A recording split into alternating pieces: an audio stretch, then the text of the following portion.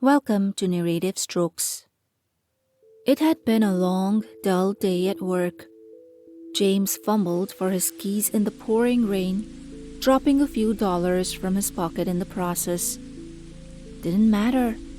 He just wanted to get inside and get some well-deserved rest, even though he knew sleep would only evade him. Sleep. The word seemed so foreign to him, otherworldly even. How long had it been? 3 days? He couldn't keep this up. He needed to sleep.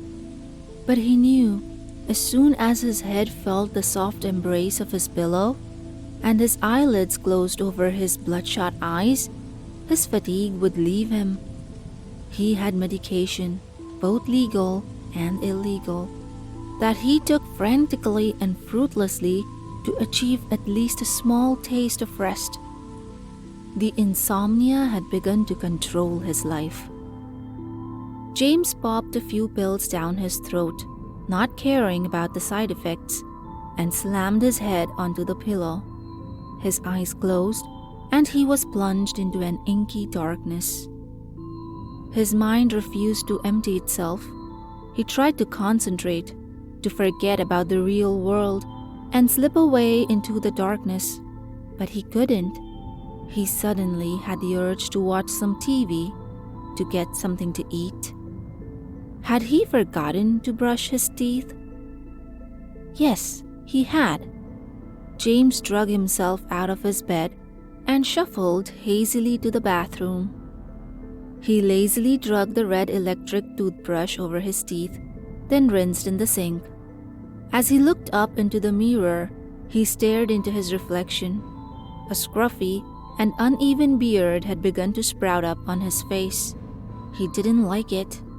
James whirled around to locate his razor. Had he misplaced it?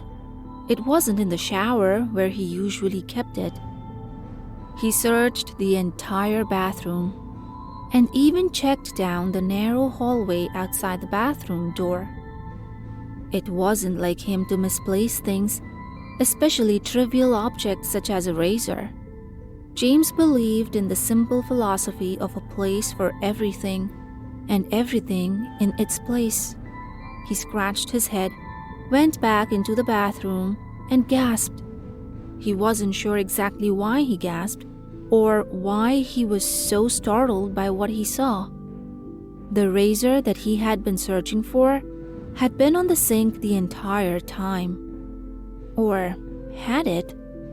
No, he thought. It hadn't been there. I would have seen it. I should have seen it. Shrugging it off, James decided he didn't have the patience to shave anyway. What he did need, however, was a nice hot shower. That would surely help him to relax, to clear his mind. The water was soothing, if not completely intoxicating. James closed his eyes and experienced the closest thing to sleep he had achieved in the past 3 days. The water kissed the tip of his nose as he slowly began to drift off. Just as he began to lose himself, the water became warmer. Not a substantial change in temperature by any means, just a tad hotter than it should have been. James paid no attention to it. He just figured that it was some kind of faulty plumbing. Besides, he was far too relaxed to open his eyes now. He then heard the ever so subtle squeaking of the knob that controls the temperature of the water, followed by the intense burning of the hot water ricocheting off of his unsuspecting face. He cursed and flung himself back, desperately reaching for the knob to turn the smoldering water off. The knob had been turned all the way to the side labeled with a bright red letter H. Insomnia was a bitch. That was no question. A fickle, uncaring, heartless bitch. James was confused and disoriented, and his face had been slightly burned by the scalding water. After he had gotten dressed, he glanced at his bedside clock. It read 3:22 a.m. Realizing that there was no way he was getting any sleep, James went back into the bathroom and stared into the mirror once again. His eyes, which were normally a deep blue, were now a tired gray. Thick red veins could be seen running through both sides of his retinas. His pupils were enlarged, as if he had done some kind of hallucinogen. James stood there quietly, examining his features in the mirror for a little while. He occasionally made strange faces at himself, twisting his features and squinting his tired eyes. He then brought his face close to the mirror, so his nose was rubbing up against the glass. Just to be silly, James lowered his voice to a menacing growl. "Who are you?" he rasped, not taking his face away from the mirror. His reflection blinked. James yelped and flew back. That hadn't happened. He was just tired, that's all. He would have been foolish to think otherwise.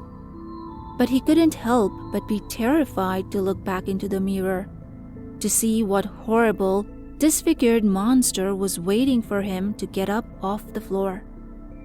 But when he finally worked up the guts to look, all he saw was himself. James noticed something though. Hadn't the door to the bathroom been closed when he first came in? He thought so, although he couldn't be certain. His brain was fried. He needed to rest. His mind had certainly been playing tricks on him. As he turned his back on the mirror, he heard a noise, a scratching sound, coming from directly behind him.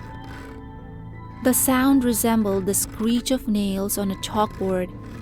As he turned around, he saw that there was a long, thin scratch running up the side of the mirror.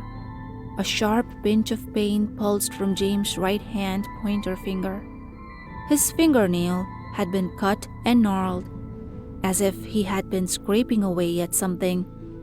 It was the mirror, wasn't it?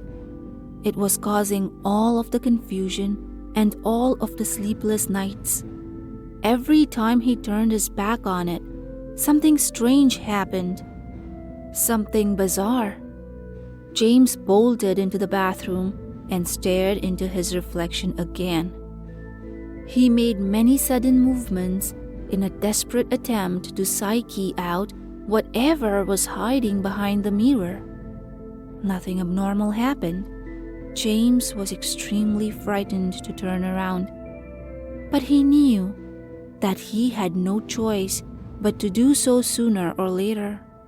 He slowly turned his body, but didn't break eye contact with whatever was looking at him behind his reflection, mimicking him. When James finally looked away from the mirror, everything was silent. For 10 whole seconds, he stood there, waiting for something horrendous to fly out of the glass and gobble him up. But for the longest time, nothing did. Then an ear-shattering wham broke the silence. He whirled around to inspect what exactly had made such a loud noise. There was a large crack in the center of the mirror. It appeared as if someone had taken their fist and slammed it against the glass. Once again, another shooting pain ran up James's right hand, this time more intense than the last. As he looked down at his hand, it had been cut in several places around his knuckles and was bleeding immensely. He instinctively ran to clean the wound, completely forgetting about the mirror. James wrapped his fist in a few paper towels and pressed down in a desperate attempt to stop the crimson liquid from flowing out of his hand. It took around 5 minutes, but the cut suddenly stopped bleeding. After the bleeding ended, James remembered the mirror. He sprinted up his staircase, stubbing his toe on one of the stairs in the process. He whirled around the corner and down the hallway towards his bathroom, his heart beating in his throat. Once he arrived inside his bathroom, he fell back into the corner and gasped for breath. There was blood smeared all over the mirror, as if someone had squirted it and splattered it everywhere. On the ground was a long, jagged shard of glass, which was also dripping a familiar red liquid. A small puddle of blood was accumulating under James's now lifeless body. His throat had been slit open. "Well, what do you think of this one, George? They said they found small amounts of marijuana in his basement," Private Investigator Paul Kite said, while he gazed grimly at the gruesome scene. Private George Henderson chuckled and said, "Mary Jane doesn't do this to people. You know that. I found at least 10 different brands of sleeping pills in his medicine cabinet downstairs." "Ever see the side effects for those things? Anxiety, hallucinations, paranoia, etc. I'd bet that this poor guy just took one too many pills." Private Kite frowned as he looked at the smashed mirror covered in dry blood. He could have sworn that, for a second, he saw a different man in there, a different face than his. The face was sullen and expressionless. It was a man, no doubt of that, with extremely bloodshot eyes. The reflection's face took a slight red tint to it, as if it had been burned by something. Kite rubbed his eyes and stared back into the mirror. He saw nothing but his own reflection. He squinted and got close to the blood-stained glass so that the tip of his nose was almost touching it. As he stared at his reflection, it blinked. Thank you for listening to today's story. If you enjoyed it, then comment down below and let me know what you think. I'll see you next time with another story. Until then, keep smiling and don't forget to like and subscribe.